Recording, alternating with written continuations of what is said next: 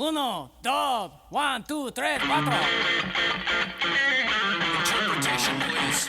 1, 2, 1, 2, 3, 4.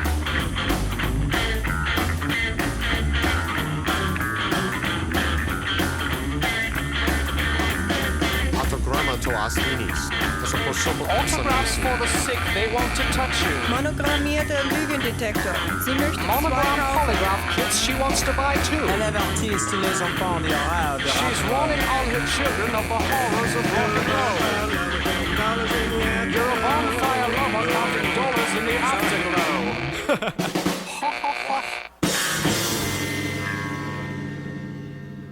Welcome to My Secret Atheist podcast. It's Sean McGuire here. I'm with my two special guests, David Pineda from Guatemala Humanistas, and returning to the show, it's PeachyFiend. Hello. Hi, how are you doing? Great. So we're here right now to interview David. As I said before, David is currently president of Humanistas Guatemala, which is the primary humanist group in Guatemala. David, could you tell me a little about the group, how long it's existed, how long you've been president? Of course. Actually, it's the only humanist group in Guatemala. It's the only secular group in the whole country. First one and the only one. So it started back in 2012, so it's pretty recent.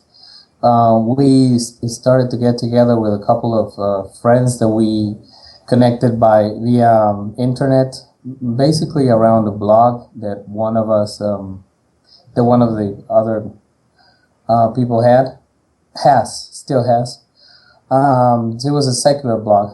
So we started toying with the idea of actually, establishing a formal group, a formal organization, actually, because there was none here, only religious groups. So this is a very young organization. It's a very young organization. So we have been formally established since May last year, but actually our first event was in July 17th of July last year.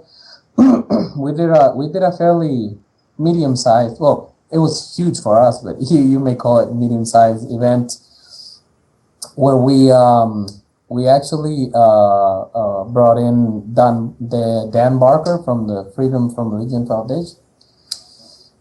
He agreed and actually also contributed with part of his airfare, and also other organizations helped us financially with the event.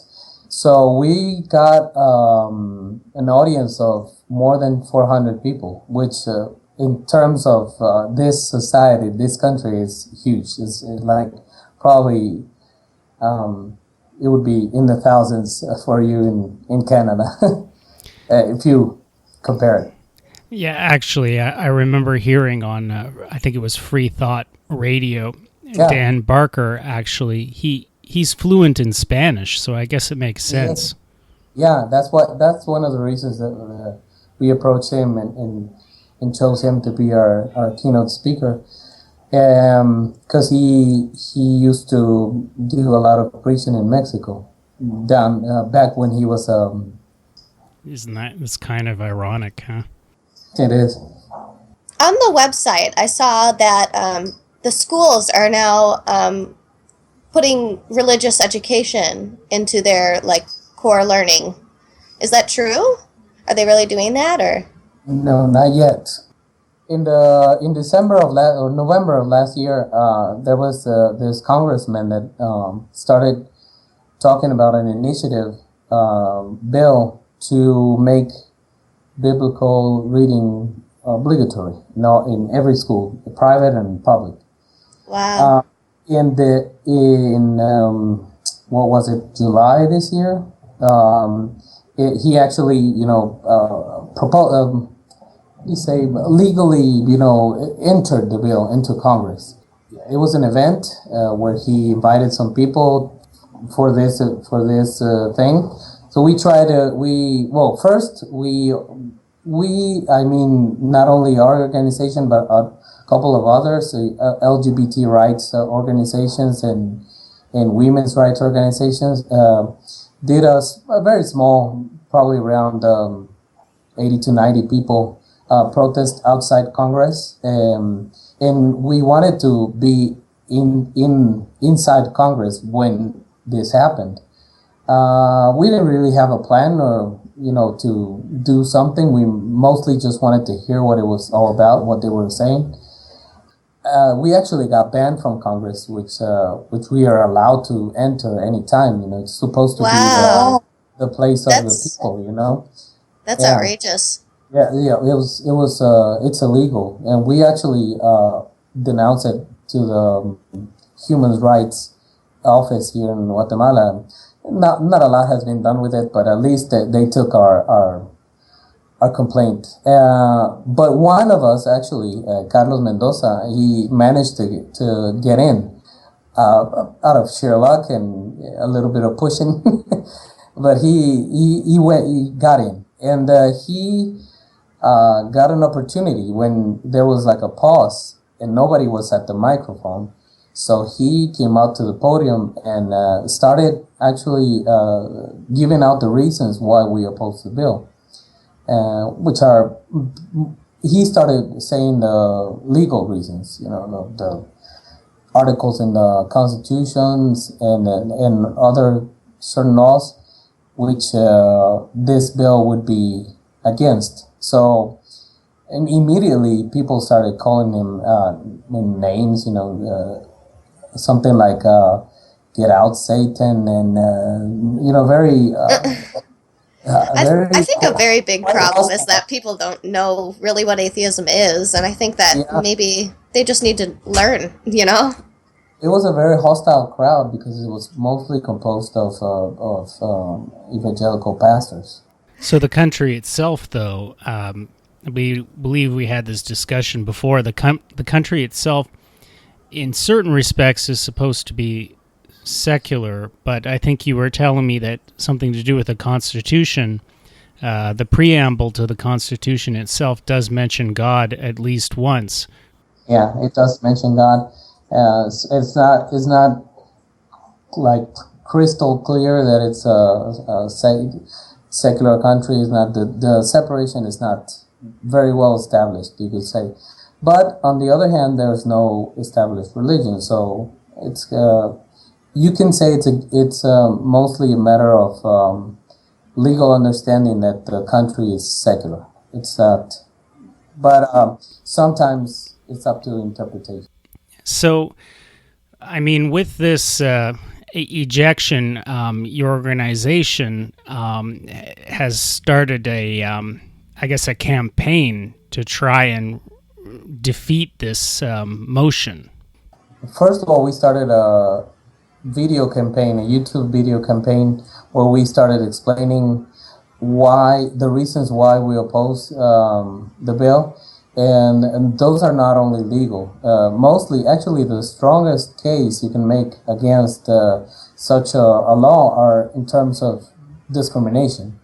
Discrimination of minorities, of other religions, or other ways of spirituality.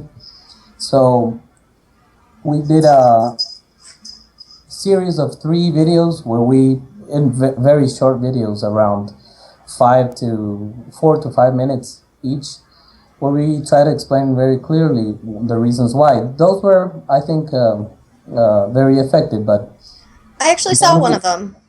You saw it? Oh, great! What do you think of it? I saw the one with the woman explaining, if there was a religion saying that they should be in our schools. Now imagine it's not your religion. It was that one. Yeah. But it's a very good video. You understand Spanish? I have the Google Translate, so it automatically subtitles it for me. Yeah, I actually saw it too. There were some fairly good well, who am I to say, right? Maybe the subtitles are awful, but I was able to understand what was being said.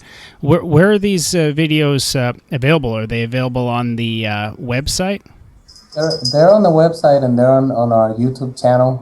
It's we don't have a lot of videos yet, but we started a YouTube channel. It's called Asociación de Humanistas de Guatemala. It's in Spanish. I'm sorry. but the website's pretty simple, right? That's just what's the URL to the website? It's actually almost the same. It's www.humanistasguatemala.org. So we started the Indiegogo campaign after the videos, and the reason was that we thought that we needed to do, well, first of all, two things. One is oppose the bill legally when it came time to. So you were asking Peachy if this was already in place. So it isn't. It's just the proposal is at the Congress, but then it has to be assigned to a commission, and the commission has to evaluate it, and then be brought up to the plenary. I don't know how you call it, where all the to the vote. So the Congress people would vote. So that hasn't happened, but when that happens, we can oppose it legally. We can do the legal terms in English. I don't know, like stay, and then it's all the same exactly as stay and plenary as well. I believe that's the same in English. Okay, and then well, so one reason for the campaign is the legal fees, which can be pretty high, and the other was to do more events, more videos, more things that actually we can send out more massively to maybe even get those videos some airtime on TV and on radio, so that we can spread the message. Because like Peachy was saying, the problem here is that we have almost, according to some polls, 95% of Christians. People really live in a religious bubble, if you will, and they don't know about other views, other people, other faiths, or no faith. So it's, I don't know how effective it has been. We hope it has some effect. So because I don't think all Christians are bad people by nature, by no means. But what I do think is that mostly they don't question the privilege that they have. So when they hear about this law, for example, most of the people here, maybe they would think, well, what's wrong with reading the Bible? The Bible is a good book, but they don't think about maybe the Muslim kid, which is a very small population of Guatemala, but the Jew kid or even though I, as Richard Dawkins and some other people, do not agree with calling people kids, like Jew kid or Islamic, Buddhist kid or anything like that. So, but you know what I mean, brought up in that religion. By the time they go to school, they could have already assimilated many of those beliefs, right? Exactly, and they feel, they and also their parents feel discriminated if they're forced to take the text of the Bible as something sacred. Because also, it should be added that the bill wasn't just about reading it in the secular context, as any other book, as you would read, anything. Shakespeare, take for example. So it was actually meant to be religious indoctrination. Teachers would have to be first. They'd have to be trained in this? They have to be trained. Right. They have to be trained to teach the Bible in the religious context and not in the secular. take a look at the people who are requesting this. As you said, when you guys were ejected, it was actually a bunch of evangelicals. It seems pretty obvious that they're not interested in having this taught as merely literature, which is a shame, because I assume that if the country's 95% Christian, there's probably plenty of opportunity outside of public school to read the Bible, right? Like, for instance, at church. Right. Yeah. And actually, are you familiar with God's Child or God's Children, something like that? It's an organization in Guatemala. They take in orphans and foster children and stuff like that. No, God's Children. No, I'm not familiar. No. I think it's godschild.com or something like that. But I had been looking up some information on the Bible being taught in the schools there. And I came across God's Child, which is like this organization, and obviously called. I wanted to know everything. I asked them why it was called God's Child. I asked them if it was religious. I asked them if they were forcing children to be religious, to be part of this, to be taken in and fostered. They told me that it was secular, and that made me laugh in their face, because it's called God's Child. And it's very religious, actually. He was not able to tell me that they don't indoctrinate children. He told me that there isn't a mold that they put them into, but that they promote spiritualism. And I asked him, well, what if a child told you that they didn't want a God? And he said, yeah, well, that's not really common, but, some of them don't want a God, but we do encourage them to be spiritual anyway. And I said, well, that's wrong. And he didn't think it was. So I was just curious if you had heard about it or not. Do we know if this organization is publicly funded or not? I know that they're actually originally in the U.S., I believe from Texas or something like that. But they do take children in from Guatemala and a few other countries as well. Okay, I see. Yeah, so this would qualify as one of those alternatives. I'm sure that in a country like Guatemala with 95% Christianity or whatever the number is, very high, that your opportunities for learning about the Bible are probably nauseatingly high. Like, there's probably no way you can get away from it.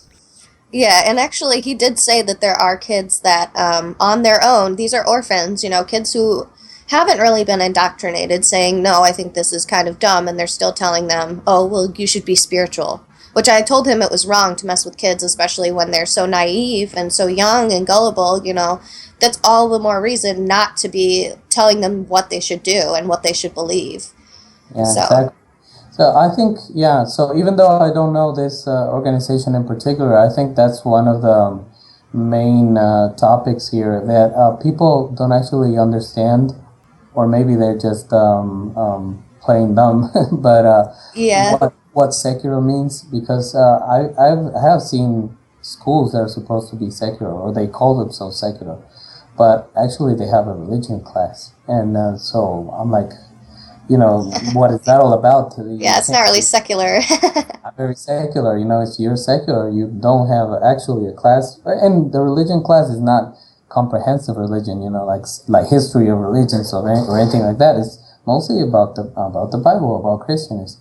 That's one of the things that it's still very difficult to talk about here, even though, unlike other places such as Middle East or Bangladesh, people's lives are actually at risk.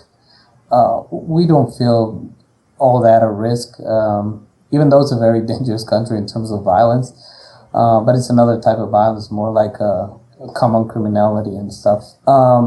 But we do feel the social rejection, because people are not used to talking about that here, and it's a very new subject.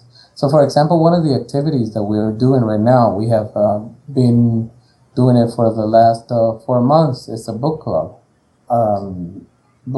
for non-believers. So we started reading Religion Explained by Pascal Boyer, Against All Gods by A.C. Grayling, and now we're reading The God Delusion by Dawkins.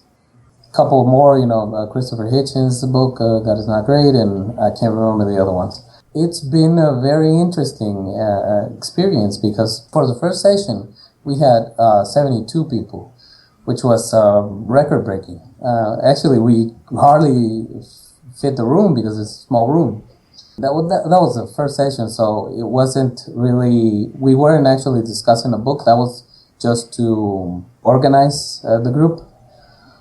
Second session, we had 45, and we have kept that number almost, from 44, 45 people.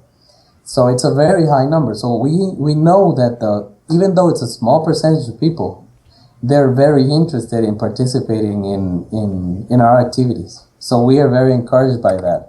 That's a great idea. Yeah, I think to have a book club. That's awesome.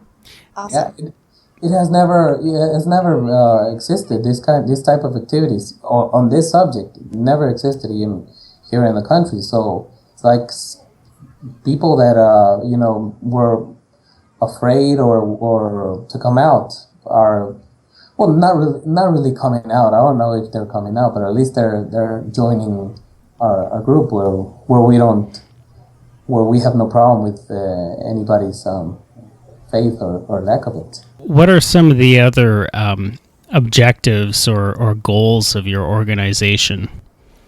Oh yeah, okay. So we have 6 main objectives, which are science education, humanitarian work, separation of church and state, LGBT rights, animal protection, and secular education. Even though we don't actually have all the time activities for all of these categories, we try to mix it up. So we would, for example, have a workshop or have a lecture on some scientific topic, and then try to have an activity for some humanitarian work. And then, of course, the separation of church and state and in the secular education are constants. Those are what we are main concerned with.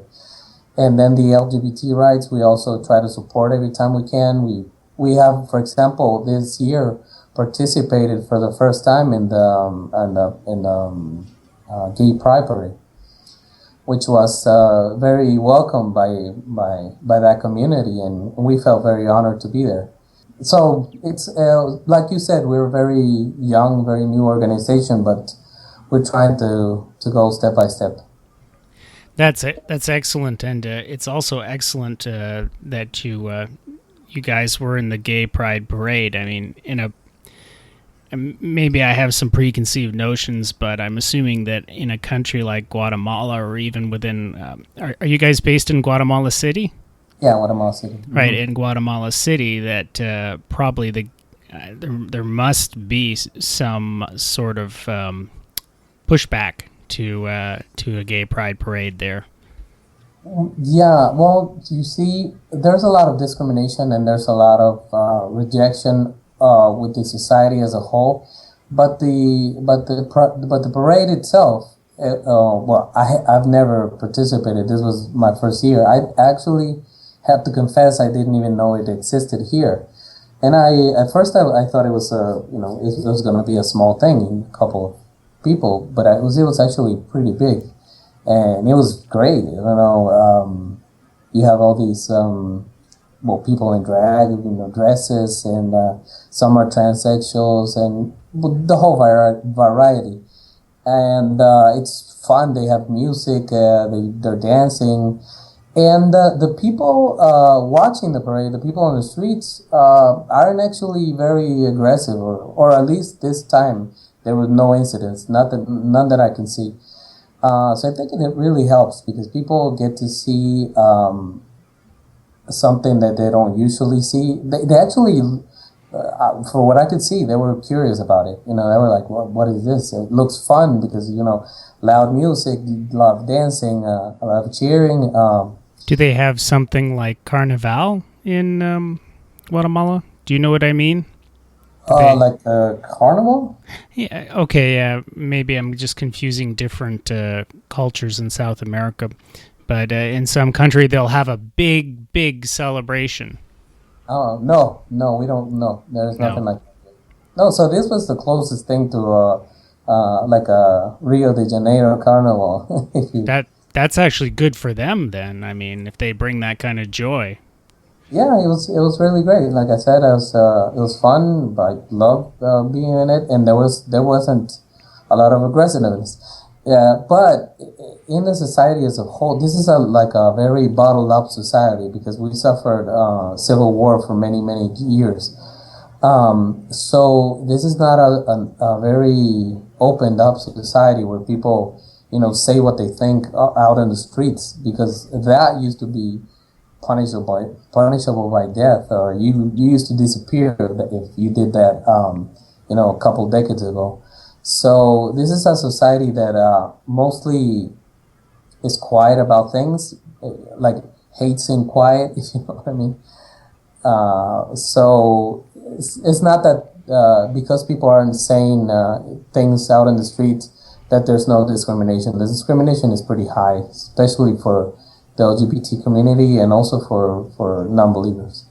So, what's a good way to help out? Is there any way to help not only this, first of all, the campaign, if it's still going on, financially, I guess, but also the organization as well? Oh, well, the campaign is actually over. It went out for a month, and we got good results. Not ideal, but it was okay. We have enough funds to do a couple of activities, so it was good. I think we got something. So if for people who want to help, right now we don't have a campaign going. Maybe we'll do another if another thing comes up. But you can contact us via email. My email is d.pineda.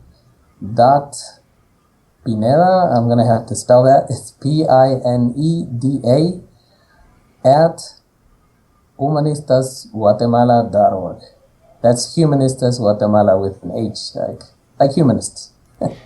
In addition to these 6 objectives, I also see that you guys have a new initiative that you're just starting out with. It's the idea of having a library, a humanist library. That's right. We have been working with that with the help of Gail Miller, and she's in Atheist Alliance International. We're trying to emulate a project that we like very much, that we have participated with in the countryside of Guatemala, in the rural area. The place is called Purula. The library here is more like a community center, does other activities besides just lending books. So the kids would come, and there's at least a couple of teachers there, that dedicated teachers that help them do their homework, because most of the time, parents will be at work. So kids are just free out on the streets. Most of the time don't do their homeworks by themselves, so they help with that. And so the project has come along very well. It's been going on for 5 years, and it's helped a lot. I've seen the results. It's quite drastic, quite dramatic. So we really like that project, and we want to do something that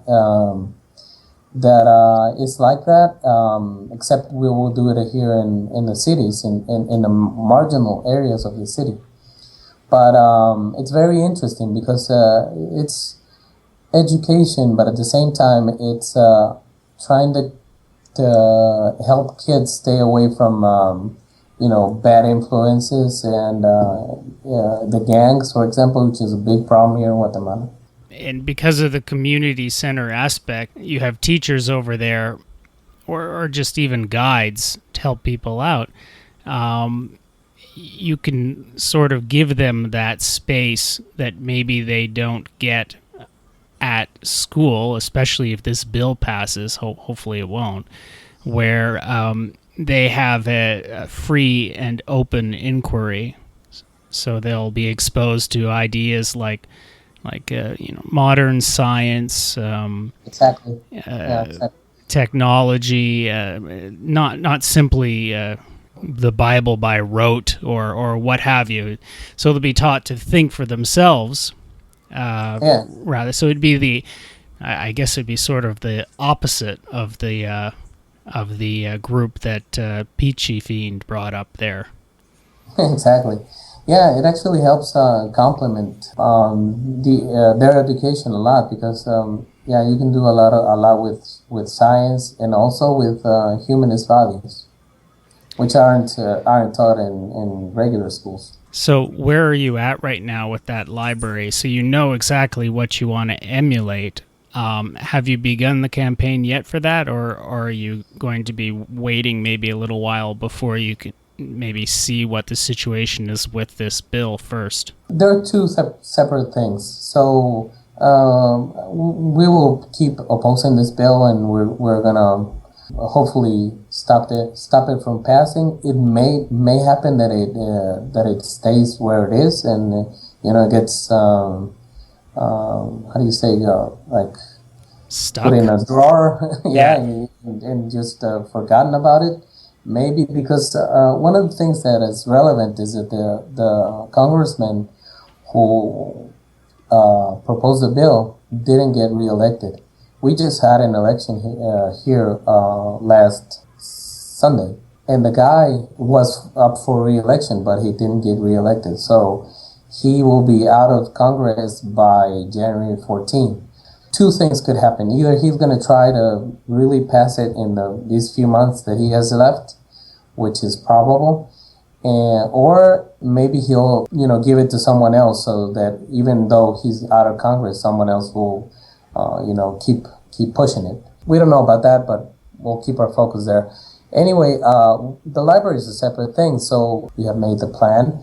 We are lacking the funds. Some of the funds from the campaign, but not a lot. We can use for that, but we still a long way from our goal. So I know Gail's helping us. We've already established some campaign with Secular Policy Institute, but really haven't had very good results as of yet. So maybe if somebody wants to help, then they're welcome. They can approach either Gail at AEI, or maybe through you, or they can contact us directly through our website or directly at my email.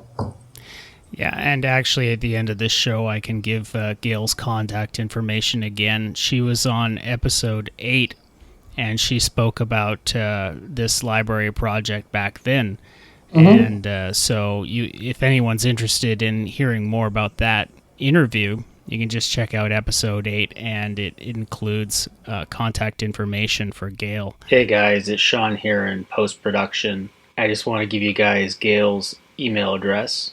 It's gailmiller@shaw.ca. There's no spaces or dots or anything. gailmiller@shaw.ca. SHAW. And if that doesn't work, you can always call her phone. It's 778-866-4644. 778-866-4644. Now back to the show. Do you have a petition for against the bill? Do you mean like a legal resource? Well, online, I know that there are a few different petition websites where you can create your own petition in opposition to the bill that's going to be that they want to pass. No, we haven't made that one of those. No. Oh, okay. Well, that might be something good even to look into. Maybe you can get some signatures and do it that way. Although I don't think we're going to get a lot of popular support here in the country. Maybe outside. But that sometimes helps. I was just. Do you think that the government would be amenable? Let's say, is this government? Do you think it's possible for the government to become embarrassed by this? Should there be enough international disgust or attention to this? I don't know. The political landscape here is quite complicated. We actually the president just resigned not 2 weeks ago. He's being indicted for a lot of crimes, mostly. Yikes. Yeah, mostly. Yeah, so it's pretty. It's not not a very positive thing. The government here. It's. I don't think so. I think. Well, even though they do look for popular support, they do it mostly when it's close to elections. So we just passed the election.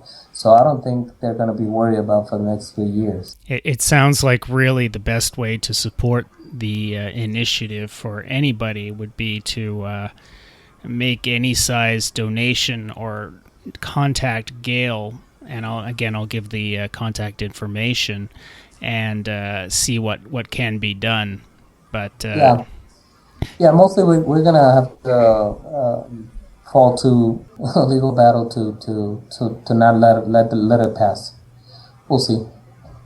Have you ever done public debates? Have you thought about like maybe finding someone who has opposing views and doing some kind of like debate that you could share online and maybe open some eyes, something like that? Yeah, no, we haven't. It's a good idea. We've thought about it, but maybe we're trying right now. I think in terms of our strategy, we're trying to not be too strident, not call too much attention, unwanted attention, because we are a very small minority. So even though, like I said, it's not life or death matter, but it is very complicated for some people. They might lose their jobs. They might have severe older social problems like family problems, or I've seen people get divorced because of these things. I know it's not uncommon in other countries, but I think it's more here because the numbers are so overwhelming. Yeah, for sure. So, but it's definitely something that we're going to think about in the future. Do some sort of maybe not debates where it's going to be very confrontational, but maybe some sort of like panel, or because I've seen the debate types, like the Christopher Hitchens did, for example. Oh yeah, yeah. Some of them can be aggressive. So he always won, and I really like that guy. But winning might not actually get you what you need, though, in that situation. Yeah, but for example, if doing something like that here, I'm not saying that we have a Christopher Hitchens here, but if doing something like that, and even though you might win the argument or make the other people look ridiculous, might not be the best strategy, because people you may actually get people against you because of that. You might get people who actually have connections against you that can cause some real damage. Exactly. That's my point. So maybe what we're trying to do, for example, in November, we're going to have a forum, like a panel, with some religious people. So we found a Catholic priest in Mexico. His name is Julian Cruzalta. And he's, at least that I've heard, one of the most liberal pastors. He's in favor of abortion. He's in favor of contraceptives, of course. He's in favor of separation of church and state. He's very pro secular education. So we are bringing him to speak to us in this panel. Also complementing him with, for example, Mayan spirituality person, and one from our group, one secular person, to discuss the benefits of a secular state for everybody. So this is the type of activity that we're engaging in right now. More like trying to make people understand why secular state is better for everybody, and not really trying to go and confront or engage directly with religious people just to tell them that they're wrong, because that wouldn't be a very good strategy for us. That's a really great idea. I like that. It's more, it's definitely more positive, and should Guatemala become more diverse in the future, that kind of secularism is going to be needed. The current model works if 95% of the people are Christian, but if these numbers start changing, that model starts breaking down. Yeah, well, one of the things that has happened is, for example, we used to be a Catholic majority country, as all of Latin America, but that has changed in the last 20 years. So it used to be like, more than 80% were Catholic, but right now it's more like, it's almost of that 95%, I don't know, that are Christian. It's almost half and a half between evangelicals and Catholic. So yeah, you could say that Catholics have lost a lot of ground to the Pentecostal evangelicals from coming from the United States. Actually, It's like they toned down their religiosity. Or religiosity? How do you say that word? they've toned down their I have an issue saying that word for some reason. You can't do it. I can't pronounce it. You start melting. It's like in Finding Nemo when he tries to say anemone. It's like that. An enemy, yeah. But Yeah. But maybe not toned down, because I guess it depends on the brand of Catholic, because I've seen lukewarm kind of Catholics, and I've actually seen very missionary evangelical Catholics, but definitely, yeah, for sure. definitely the more Protestant, like Baptists or whichever, Presbyterians, whoever, Pentecostals, especially, I think they're making inroads. Those ones tend to be very, I guess the right word is fierce. They really, and they can shake things up, especially if the Catholics are sort of used to being in a position of, I guess, comfortable power.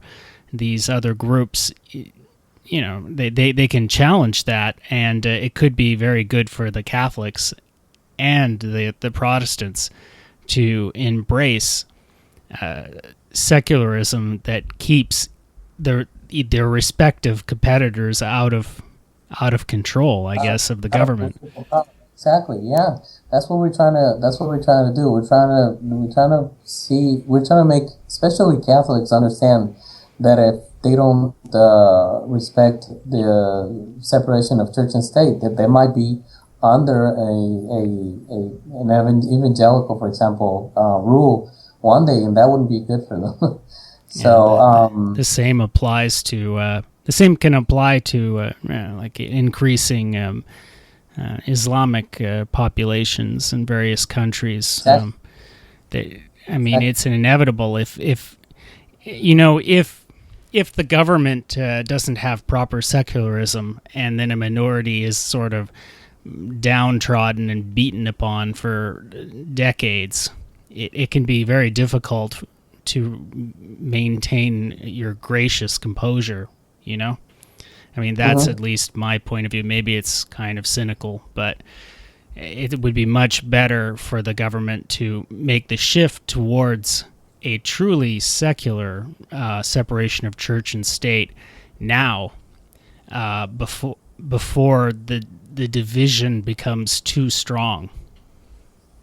Yeah, I agree. So I think we're probably going to have to wrap up the show now. David, can you give us some contact information again for how people can reach you and your organization? Yeah, Sean, thank you. So our website is www.humanistasguatemala.org. You can also reach us in Facebook it's gonna be in Spanish. Asociación Guatemalteca de Humanistas Seculares. And our Twitter account is at Humanistas with an H, Guate. Guate as in the first two syllables of Guatemala. Also, my email is d.pineda,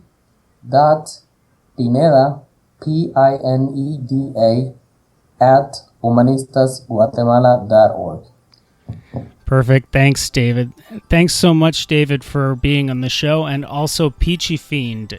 You're available on Twitter at PeachyFiend. Thanks a lot, you too, PeachyFiend. Yeah, no problem. Thank you. Thank you for inviting me.